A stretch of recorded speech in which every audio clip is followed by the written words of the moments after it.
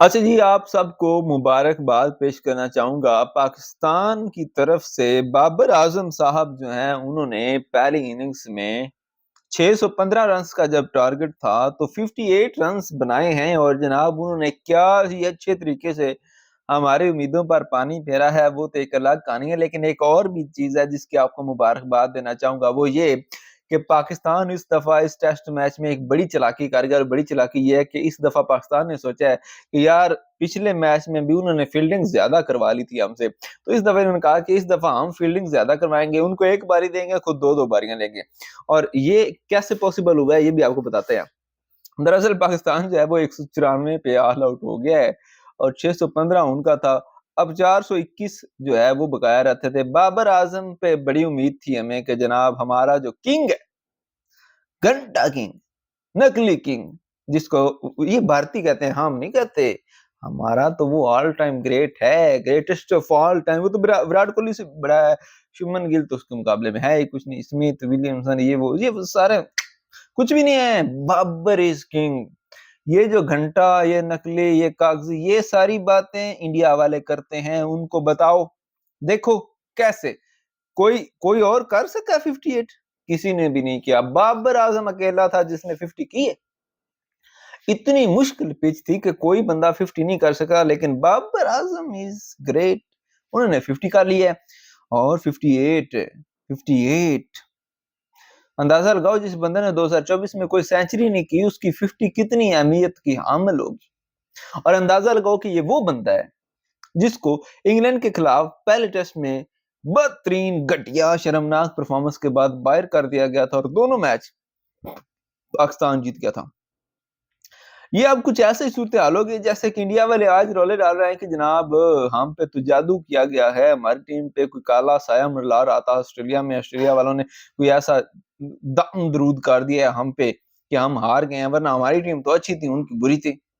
हमारे जो ये रिटायर होने वाले बंदे हैं, ये तो कमाल के थे, इनको कैसे हरा लिया ऑस्ट्रेलिया ने।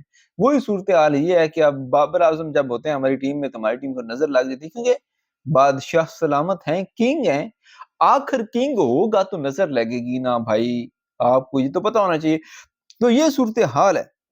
अब पाकिस्तान के जनाब, जब मैं ये वीडियो रिकॉर्ड कर रहा हूँ, 46 रन हैं दूसरी इनिंग्स में और जनाब दोबारा बारी ले ली है बाबर आजम ने और शान मसूद दोबारा आए हैं खेलने के लिए।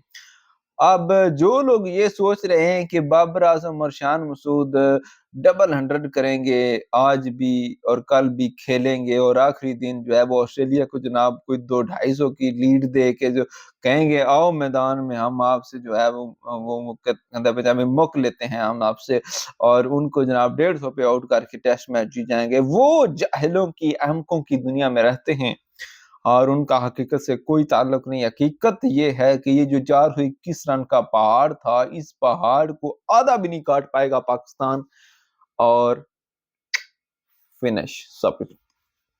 बाबर आजम जो है वो अब हमारी टीम पे बोझ बन चुके हैं, रिजवान भी।